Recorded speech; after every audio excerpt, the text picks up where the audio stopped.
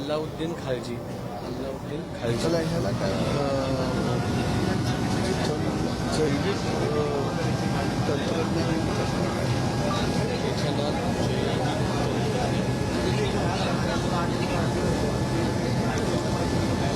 विधान परिषदेमध्ये काल इथेनॉलच्या संदर्भामध्ये मांडणी करण्यात आली। खऱ्या अर्थानं या देशाला आत्मनिर्भर बनवायचं असेल, समृद्ध बनवायचं असेल, परकीय चलन वाचवायचं असेल तर इथेनॉल शिवाय दुसरा कोणताही पर्याय नाही आहे। जगाच्या पाठीवरती जमिनीच्या पोटामध्ये पेट्रोलियम पदार्थ मिळतात, पण भारत एकमेव असा देश आहे की जमिनीच्या वर आमच्याकडे डिझेल आणि पेट्रोल आहे आणि ते ज्वारीमध्ये आहे, धानामध्ये आहे, मक्यामध्ये आहे, ऊसामध्ये आहे आणि म्हणून इथेनॉलला मोठ्या प्रमाणामध्ये निर्मितीसाठी प्रोत्साहन देणं अत्यंत गरजेचं आहे। इथेनॉलवरती 1975 सालापासून ब्राझीलमध्ये वाहनं त्या ठिकाणी चालत आहेत। काही वाहन 100% इथेनॉलवरती त्या ठिकाणी चालवले जात आहेत। आपल्या देशामध्ये 2001 नंतर इथेनॉल वापरायला सुरुवात झाली। आपण आता 20% इथेनॉल पेट्रोलमध्ये मिक्स करत आहोत, परंतु 20%च्या ऐवजी 100% इथेनॉलवर चालणाऱ्या गाड्यांची निर्मिती आपल्याला करावी लागेल। ब्राझील 27% पेट्रोल डिझेलमध्ये इथेनॉल मिक्स करत आहे। भारत देशामध्ये सुद्धा 27% ह्याची वाढ करणं अत्यंत गरजेचं आहे। परंतु या तंत्रज्ञानाला काही आयतखाऊ बांडगुळ इथेनॉलला विरोध करत आहेत आणि शेतकऱ्याच्या अन्नामध्ये तर ते माती कालवतच आहेत, परंतु आत्मनिर्भर भारत न होता तो गुलाम निर्भर भारतच उभा राहिला पाहिजे अशी भूमिका इथेनॉलला विरोध करून काही बांडगुळ या राज्यामध्ये देशामध्ये बजावत आहेत। या बांडगुळांना मी इशारा देतो, तुम्ही जर इथेनॉलला विरोध केला तर शेतकऱ्याच्या हातामध्ये ऊसाचं दांडका आहे, तुमच्या पाठी सोलून काढल्याशिवाय आम्ही राहणार नाही। आणि म्हणून आत्मनिर्भर भारत जर आपल्याला बनवायचा असेल तर पेट्रोल डिझेलची आयात कमी झाली पाहिजे ही भूमिका रयत क्रांती संघटनेची आहे आणि महाराष्ट्रातल्या तमाम शेतकऱ्यांची आहे।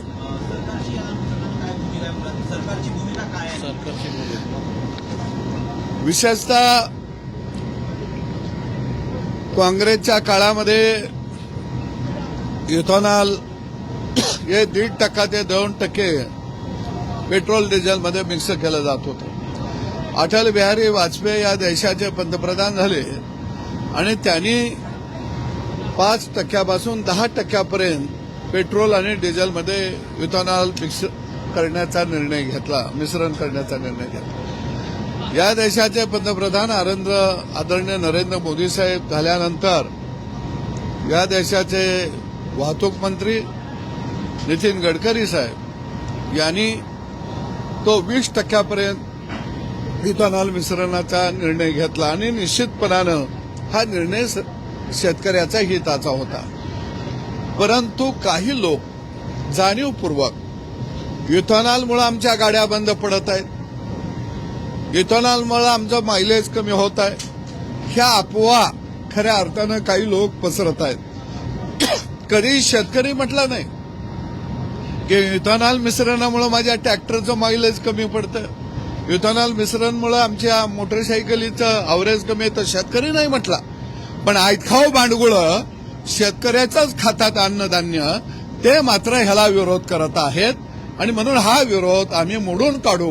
100% इथेनॉलवर चालणाऱ्या गाड्यांची निर्मिती झाली पाहिजे आणि इथेनॉल मिश्रण आता 20%वरनं 30% केलं पाहिजे आणि याला देशातला शेतकरी या निर्णयाच्या पाठीशी सरकारच्या खंबीरपणे आहे। काही लोक ऑइल कंपन्या तेल कंपन्या यांची भाटगरी करत आहेत. काही लोक ठराविक उद्योगपतींचं दलाली करत आहेत आणि इथेनॉलला विरोध करत आहेत. या दलालांना आम्ही ठोकून काढू. या ठिकाणी तुम्ही दूध भेसळीचा प्रकार उघडकीस आणला होता. तुमच्या विशेषतः सांगली जिल्ह्यामध्ये किंवा पश्चिम महाराष्ट्रामध्ये जे नेटवर्क आहे ते तुम्ही उभं केलं होतं गोपीचंद पडळकरांच्या संदर्भात. एपीएससी आयुक्त तुकाराम मुंढे यांनी सेम पद्धत उघडकीस आणलेली आहे. तुकाराम मुंढेंना मी पहिल्यांदा धन्यवाद देईन. मी आणि माझे सहकारी गोपीचंद पडळकरचे यांनी आम्ही दुधामध्ये कशा पद्धतीनं केमिकल मिक्स केलं जातं, खयाचा सोडा मिक्स केला जातो, शॅम्पू घातला जातो आणि कृत्रिम दूध तयार करून ते ग्राहकांना विकलं जातं हे आम्ही उघड केलेलं होतं. आणि त्याच्यामुळं खऱ्या दूध उत्पादकाला खऱ्या अर्थानं त्याच्या दुधाला चांगला भाव मिळत नाही. आणि निश्चितपणानं तुकाराम मुंढे साहेब हे या खात्याला आयुक्त म्हणून आले. एक बघा की खुर्ची तीच आहे, पद बी तेच आहे, अधिकार बी तोच आहे आणि खातं बी तेच आहे. माणूस बदलल्याबरोबर तोच कायदा, तेच खातं, तीच खुर्ची. माणूस बदलला की कसं वेगळंपण दिसून येतं हे आता तुकाराम मुंढेंच्या कामातून निश्चितपणानं स्पष्ट झालंय. निश्चितपणानं दुधामध्ये त्यावेळी आम्ही म्हटलं होतं की जवळजवळ 20% म्हणजे 20 ते 25 लाख लिटर दूध राज्यामध्ये हे भेसळयुक्त दूध आहे आणि त्या दुधावरती कारवाई होणं अत्यंत गरजेचं आहे. मुंबईच्या सहभोवत जे म्हैशींचे तबेले आहेत त्यातून येणारं दूध याचीही सुद्धा कडक तपासणी होणं अत्यंत गरजेचं आहे. मुंबईमध्ये जे खाजगी विक्रेते आहेत, म्हणजे सुट्टं दूध विकत आहेत, लूज दूध विकत आहेत, याच्यामध्ये सुद्धा मोठ्या प्रमाणामध्ये भेसळ आहे. त्याची सुद्धा तपासणी होणं अत्यंत गरजेचं आहे.